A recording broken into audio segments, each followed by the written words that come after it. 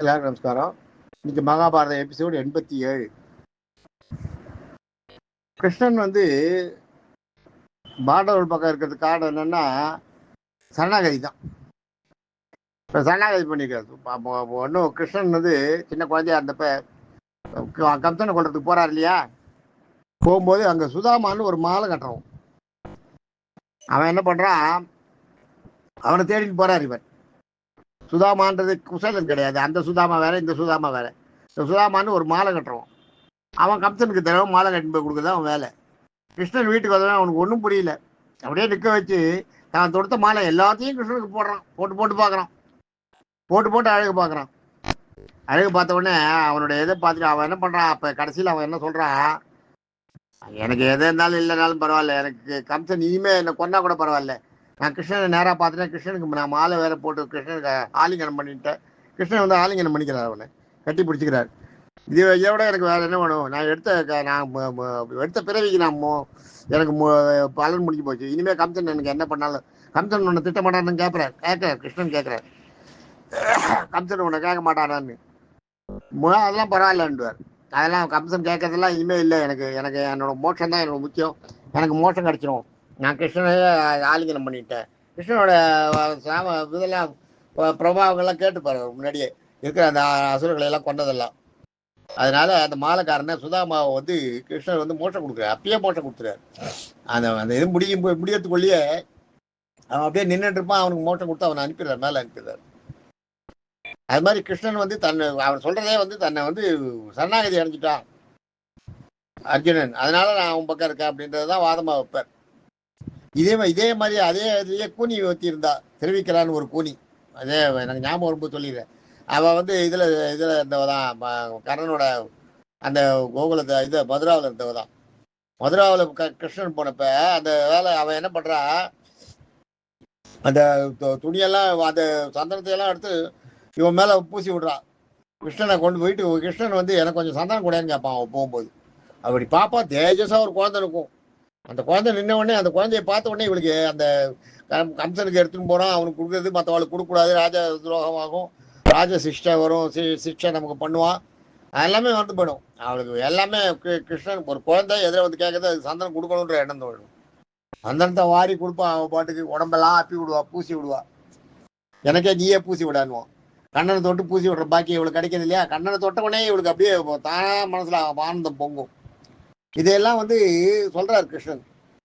இந்த மாதிரிலாம் இவ இருந்தா, அதனால நான் அவளை அவசப்பட விடல, நான் அவளுக்கு வந்து இது பண்ணேன், உதவி பண்ணேன்.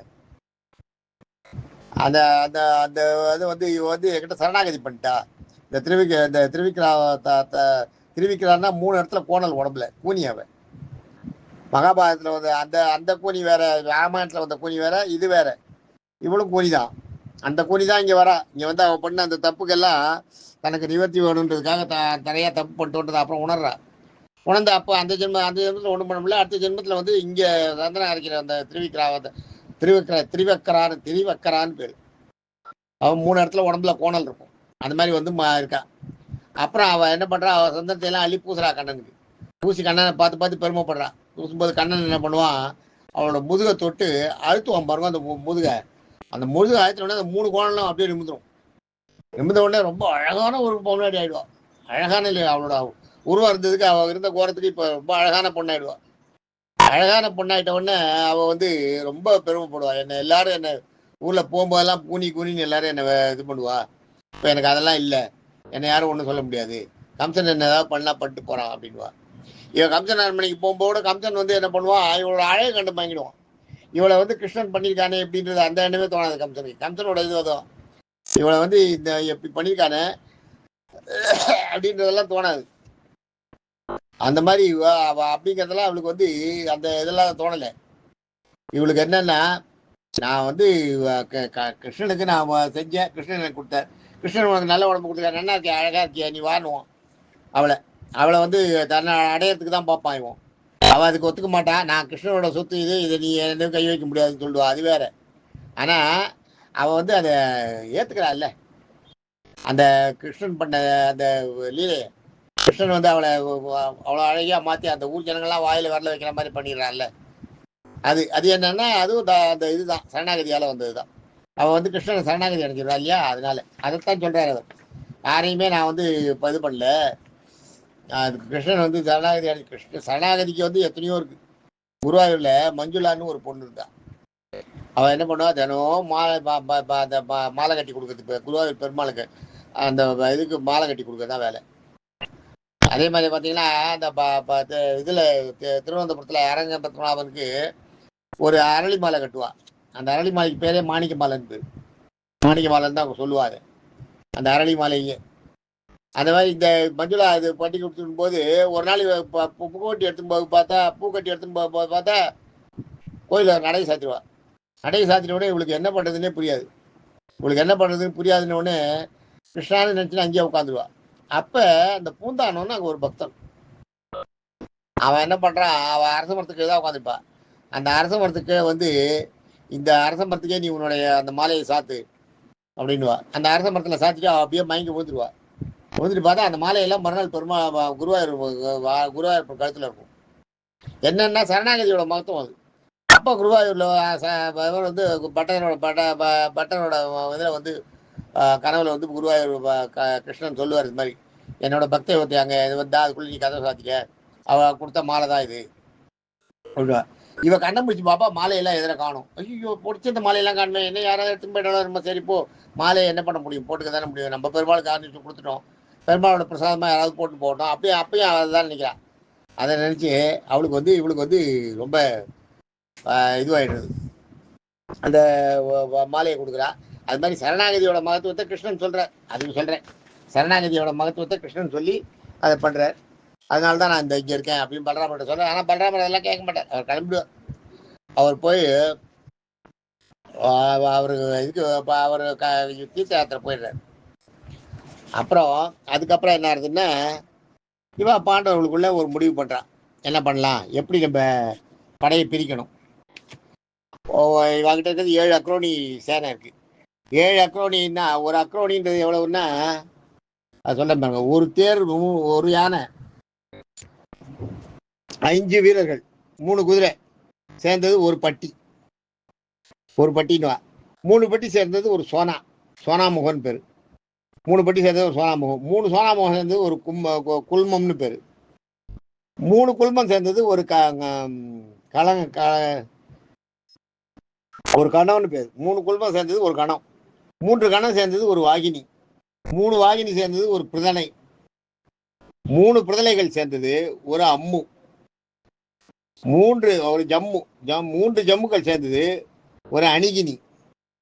10 அணிகினிகள் சேர்ந்தது ஒரு அக்ரோனி. ஒரு அக்ரோனின்றது எவ்வளோ ஆகுதுன்றது பார்த்துக்கோ, எவ்வளோ ஆகுது. இதில் பார்த்தீங்கன்னா 21,870 தேர்களும் 21,870 யானைகளும், மொத்தத்தில் ஒரு தோராயமாக 65,610 குதிரைகளும் 1,09,350 வீரர்கள் சேர்ந்தது ஒரு அக்ரோனி. இவாகிட்ட 7 அக்ரோனி இருக்கு. இந்த 7 அக்ரோனி படையை பிரிக்கணும். 7 அக்ரோனி இருக்கு. 7 அக்ரோனியும் பண்றா. 7 அக்ரோனியை பிரித்து வைக்கணும்னு பார்க்குறா. என்ன பண்ணுறதுன்னு பாண்டவர்கள் அதுக்குள்ளே பிளான் பண்ண ஆரம்பிச்சிடறாங்க. அவள் தான் யுத்தத்துக்கு இதுவாகிடுறா இல்லையா, அதனால் அவள் வந்து யுத்தம் நடந்து தீரணுன்றதுக்காக யுத்தத்துக்கு எல்லாம் தயார் பண்ணுவாள். யுத்தத்துக்கு தயார் பண்ணும்போது என்ன பண்ணுவா,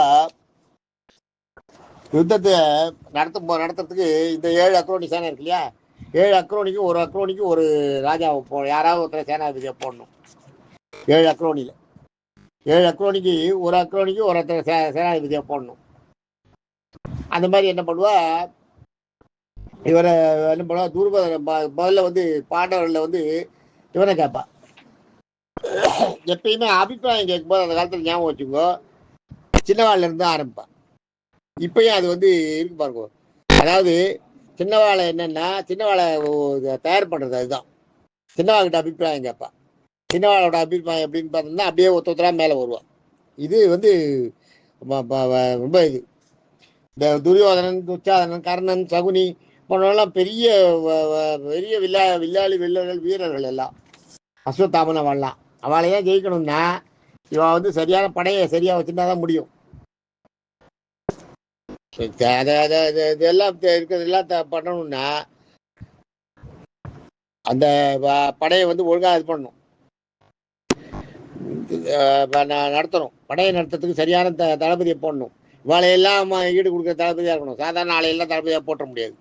அதுக்கு சொல்கிறேன். அதை என்ன பண்ணுறேன் கடைசியில் முதல்ல சகாதேவனை கேட்பார். பாண்டவர்கள் இருக்கிறதுல கடைசி பையன் வந்தானே சகாபாரதனுக்கு இவன் மகாதேவன் சகாதேவனை கூப்பிட்டு இந்த சேனை பாண்டவர்களுக்கு சண்டைக்கு தலைவராக யாரை ஆக்கலாம் அப்படின்னுவார். அப்படின்ன உடனே அவன் என்ன பண்ணுவார், இந்த பாண்டவர்களோட சேலைக்கு வந்து சகாதேவன் விராடராஜன் இருக்கான் இல்லையா, விராடன் வந்து நம்மளுக்கு சரியான நேரத்தில் ஹெல்ப் பண்ணான், நம்ம அஞ்ஞான வாசத்துக்கு நம்மளுக்கு பூரா உதவி பண்ணுவான் அவன் தான், அதனால அவனை நம்பலாம், அவனை வந்து விராடதேச ராஜாவை நம்ம தலைமை இதுவாக போடலாம் அப்படின்னுவார். உடனே சகாதேவன் வந்து விராடனை பார்க்கணும்னு நினைக்கிறான். அடுத்தது நகுலனை கூப்பிட்டுக்காரு தர்மர். நகுலனை கூப்பிட்டு யாரை சேனாதிபதி ஆக்கினா சரியா இருக்கும், அதாவது கீழே கடைசியிலேருந்து வர. இதில் என்னன்னா இந்த கடைசியிலேருந்து வரதுல அவளுக்கெல்லாம் வந்து ஒரு தைரியம் கிடைக்கிறது. ரெண்டாவது பெரியவா கிட்ட ஒப்பீனியன் கேட்டு அதை தான் துரோணர் பண்ணுறார். பெரியவா கிட்ட கேட்டு கீழே போகும்போது தான் அவனை ஒத்துக்கல அது கர்ணனை யாரோ, ஏதோ பெரியவாள்லாம் ஒத்துக்கலன்னு உடனே இவாள்லாம் யோசனை பண்ண ஆரம்பிச்சுடுறா. இவாள்லாம் வந்து சொல்லலை, ஒன்று தன்னோட அபிப்பிராயம் இருந்தால் கூட சொல்லாமல் விட்டுறா. சிலர் வந்து அபிப்பிராயம் இருந்தால் கூட அபிப்பிராயத்தை மாற்றிக்கிறா. அதெல்லாம் இருக்குது, அதெல்லாம் மாறக்கூடாது. அவளோட யோசனைகள் எப்படி இருக்குது, அவளோட ஐடியாக்கள் எப்படி இருக்குது அப்படின்றத அவளை என்கரேஜ் பண்ணுன்றதுக்காகவே என்ன பண்ணுறார், இந்த இடத்துல இவர் வந்து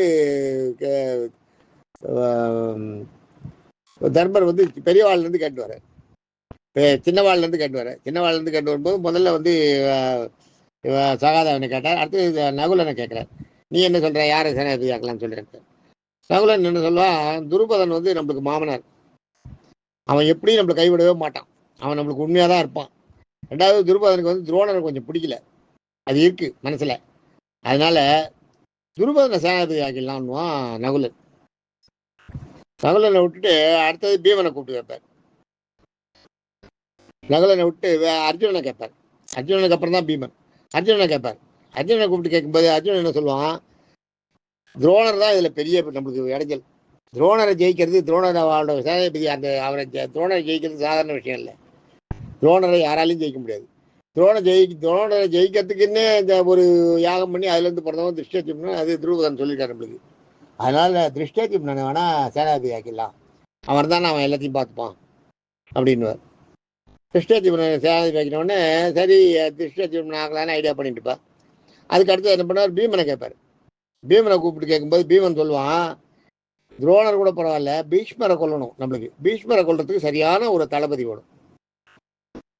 பீஷ்மரை கொல்றதுக்கு வந்து தளபதி யார் நம்ம போட முடியும், பீஷ்மரை கொல்றதுக்கு வந்து தளபதி வந்து நம்ம பீஷ்மரை கொல்றதுக்குன்னே பிறந்தவன் சிகண்டி இதை வாழ்ந்து வந்திருக்கான், அந்த வர அதெல்லாம் நமக்கு தெரியும். சிகண்டியை நம்ம போட்டோம்னா சிகண்டி வில்லன் வீரன், அவனை போட்டோம்னா அவன் வந்து பீஷ்மரை எதுக்கிறதுக்கு சரியா இருக்கும் அப்படின்னு பீமன் சொல்லுவான், சிகண்டியை போடுங்கன்னு. அப்புறம் அர்ஜுனனை கேட்பார். இவர் அர்ஜுனனை கேட்கும்போது தான் திருஷ்டத்யும்னன் சொல்றான், பீமனை கேட்கும்போது பீமன் சிகண்டியை சொல்றான். அதை இப்படி வந்தோம்னா கடைசியில் கிருஷ்ணனை கேட்பார். கிருஷ்ணனை கேட்கும்போது கிருஷ்ணன் என்ன சொல்றார், நீங்கள் அதெல்லாம் இருக்கட்டும், திருஷ்டத்யும்னனையே போடுங்க, அதுதான் சரியா இருக்கும் அப்படின்னு திருஷ்டத்யும்னனை படத்தளபதியாக போட்டுறான். இந்த 5 படைக்கும் 5, அதாவது மொத்தத்தில் 7 அக்ரோனிக்கல் இல்லையா, 7 அக்ரோனிக்கும் ஒருத்தரை நியமிக்கிறார். விராடன் ஒரு சேனாதிபதி, துருபதன் ஒரு சேனாதிபதி, அப்புறம் வந்து சிகண்டி ஒரு சேனாதிபதி, திருஷ்டத்யும்னன் ஒரு சேனாதிபதி, 4 ஆச்சா. அடுத்தது வந்து பீமசேனன் ஒருத்தன். அவன் இந்த பீமசேனன் யாருன்னா, அந்த விராட நாட்டில் வந்து கீசகன் செத்து போன உடனே கீசகனோட பிளேஸுக்கு வந்தான் பார்த்தீங்களா சேனாதிபதியா, விராட நாட்டு சேனாதிபதி பீமசேனன் ஒருத்தன். அவனை போடுறார். அவனை ஒரு சேனாதிபதி ஆக்குறார் 5. 6வது வந்து விராடனோட புள்ள இருந்தா இல்லையா உத்திரன் மகா தைரியசாலி ஆயிடுறான். அப்புறம் அவன் கோழையா இருக்கானே ஒழிய, அதுக்கப்புறம் அர்ஜுனனை சரணடைஞ்ச உடனே அர்ஜுனோட சிஷியாகி எல்லாத்தையுமே கற்றுக்கிட்டான், அவன் மிகப்பெரிய வில்லாளி ஆகிடுறான். அவனை ஒரு சேனாதிபதிக்கு போட்டுடலாம். ஆக இந்த 7 சேனாதிபதி இப்போ ஆயிடுத்து இல்லையா, 7 ஆயிடுத்தா 6 ஆயிருக்கா, 6 ஆயிருக்கு. பீமசேனனை சேர்த்தா 7 ஆகும். பீமசேனனை சேர்த்து 7 பேரை சேனாதிபதி ஆக்கிடலாம் அப்படின்னு இவா கணக்கு போட. சாத்தியகியை ஒருத்தனை ஆக்குறா. சாத்தியகியை ஒரு சேனாதிபதி. சாத்தியகி யாருன்னா யாதவ படையோட அவங்க சேனாதிபதி. ஆனால் யாதவ படையோட அவன் போகல, அவன் கிருஷ்ணன் கூடயே இருக்கான். கிருஷ்ணனை விட்டு நான் போக மாட்டேன்னு கிருஷ்ணன் கூடயே இருக்கான். அதனால் அவனை ஒரு சேனாதிபதி ஆக்குறான். அவன் 7 பேர் சேனாதிபதி ஆகிறான். யார் யார்? துருபதன், விராடன், அந்த பீமசேனன், புத்திரன், அப்புறம் சாத்தியகி, வேற யாரு? துருபதன், விராடன், சிகண்டி 1, 5, 6. அடுத்தது வந்து இன்னொருத்த யாரு? யாரோ ஒருத்தன். அவன் மொத்தத்தில் 7 பேர் சேனாதிபதி. அதில் அவளில் 7 பேர் சேனாதிபதி நாட்டை அந்த சேனையை நடத்துகிறான். 7 அக்ரோனி சேனைக்கும் ஒருத்தொத்து லீடர். இப்போ எல்லாருக்கும் சேர்ந்து லீடர் வந்து திருஷ்டத்யும்னன். அதை கிருஷ்ணன் நியமிக்கிறார். எல்லாருக்கும் சேர்ந்து ஒரு தலைமை சேனாதிபதி இருக்கணும் இல்லையா, அது திருஷ்டத்யும்னன் நியமிக்கிறார். திருஷ்டத்யும்னன் இப்படியாக பாண்டவர்கள் படையை பிரிச்சிடறார். அங்கே கௌரவர்கள் படையில் என்னென்னா ஒரே வம்பு சண்டையாக இருக்குது. கௌரவர்கள் படை சரியாகவே இல்லை. கௌரவர்கள்ட்ட 11 அக்ரோனி இருக்குது. 11 அக்ரோனி சேனைக்கும் யாரை தலைவராக போடுறதுன்னு தெரியல. யாரை போட்டாலும் ஒருத்தரை போட்டால் இன்னொருத்தர் கோபம் வருது. கர்ணனை போட்டால் பீஷ்மர் கோபம் வருது. துரோணரை போட்டால் துரியோதனுக்கு கோபம் வருது. துரோணரை போடக்கூடாதுன்றான். துரோணர் வந்து என்ன பண்ணுவாரு? துரோணர் வந்து அவருக்கும் அர்ஜுனனுக்கும் அவர் தானே ஆச்சாரியன். அதனால் ஆச்சாரியன் தன்னுடைய சிஷ்யன்ற அந்த அவருக்கு இருக்குது எப்பயுமே. அது கூட துரோணரை போடக்கூடாதுன்னு துரோணர் வந்து மனசில் நினச்சிப்பார், அடப்பா இவங்க கூட நான் இருக்கேன், வந்து சேர்ந்ததே தப்பு அப்படின்னு நினச்சிப்பார். நினச்சினாலும் ஒன்றும் சொல்ல முடியல அவரால். அதுதான் அங்கே நிலைமை. அதுதான் ஒன்றும் சொல்ல முடியல. அது மாதிரி அவர் பண்ணிடுறார். இது பண்ணுறார். அதே மாதிரி பல நேரங்களில் இந்த பலராமரை கூப்பிட்டு கேட்குறேன். பலராமரை தலைமை தாங்க சொல்லுவாள். பலராமரை நான் எல்லாம் மாட்டேன், நான் யாத்திரை போகிறேன்ட்டு இங்கே தான் முதல்ல வந்து பேசிட்டு போனேன் இல்லையா. அங்கே போயிட்டு துரியோதனங்கிட்டே எவ்வளோ சொல்லுவார் பலராமர். இந்த சண்டையெல்லாம் வேண்டாம், அவள் 5 ராஜ்யம் தானே, கிராமம் தானே கேட்குறா, கொடுத்துட்டு போயேன்டா, இதில் என்ன இருக்குது உனக்கு? 5 கிராமத்தை கொடுக்குறது உனக்கு என்ன கஷ்டம்? 5 கிராமத்தை கொடுன்னுவா. பலராமர் தான் துரியோதனுடைய குரு. இதில் கதை யுத்தத்தில் பலராமர் குரு. பலராமர் தான் பீமனுக்கும் குரு. பீமனுக்கும் பலராமர் தான் குரு. இவனுக்கும் துரியோதனுக்கும் பலராமர் தான் குரு. அதனால் அவருக்கு அந்த உரிமை உண்டு. அதனால் அவர் சொல்லுவார் அவர்கிட்ட, எவ்வளவோ சொல்லுவார் இவர்கிட்ட, துரியோதனங்கிட்ட. துரியோதனை கேட்க மாட்டான்.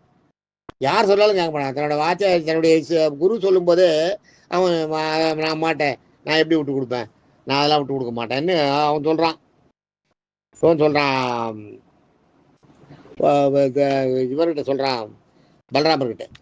பலராமர் சொல்லி கிள்ளி பார்த்து வெறுத்து போய் இது நீ சரியாக வராது, நான் போகிறேன், நான் தீர்த்தத்தை போகிறேன்னு சொல்லிட்டு அவர் கிளம்பிடுறார். ஆக பலராமரை போடணும்னு நினச்சா பலராமரை போட்டோம்னா துரியோதனன் பலராமரை போடலான்றான். ஆனால் பீஷ்மர் பலராமரெல்லாம் வேண்டாம் அப்படின்றார். இந்த மாதிரியெல்லாம் ஒருத்தருக்குள்ள எப்போ பார்த்தாலும் அங்கே ஒரே ரகலையாக நடக்கிறது. என்ன பண்ணுறதுன்னு புரியல. இவன் என்ன யாரை போடுறதுன்னு புரியல. அன்னைக்கு பூரா அவர் வந்து இது வேறு சொல்லிட்டாரு. பீஷ்மர் சொல்கிறாரு, இந்த இவளை வந்து அதிரதன்னா 1000 தேர் எதிர வந்ததுன்னா அந்த தேரை எதுக்குறவா அதிரதன்றது அதான். 1000 தேர் எதிர வந்ததுன்னா 1000 தேர் எதிர்த்து தான் கையில் ஒரு தேர் இருந்துட்டா போகிறோம். அந்த தேரை ஓட்டின்னு போய் சாமர்த்தியமாக சமாளிக்கக்கூடியவன் அதிரதன். அதிரதன்றது பெரிய போஸ்ட்டு இதில் நம்ம சேனைகளில். சேனாதிபதிக்கு அடுத்த ஒரு பெரிய தலைவன் போஸ்ட் வந்து உப சேனாதிபதி மாதிரி. அதை நான் அந்த கர்ணனுக்கு கொடுக்க மாட்டேன்னு பீஷ்மர். அது கர்ணன் வந்து எந்த காலத்தை கொண்டு வரல. அப்படி கர்ணனை வச்சு பண்ணுறதுன்னா பண்ணிக்கோ, நான் வரல இதுன்னு பீஷ்மரை விடுறதுக்கு அவன் தயாராகவே இல்லை. ஏன்னா பீஷ்மர் தான் அது ஹஸ்தினாபுரத்தோட காவல். அவர் அதான் சொல்றாரு, அவர் அன்னைக்கு இது பண்ணவே இந்த ஹஸ்தினாபுரத்துக்கு என்றைக்குமே நான் துணையா இருப்பேன் அப்படின்னு சபதம் எடுத்துட்டு இருப்பார். அதனால இப்போ ஹஸ்தினாபுரத்தில் இந்த காவலை விடக்கூடாது. அதை வந்து தர்மருக்கு துரியோதனுக்கு அது தெரியும். அதனால அதை ஒத்துக்க மாட்டான். அடுத்த எபிசோடில் மீதியை பார்ப்போம். தேங்க்யூ.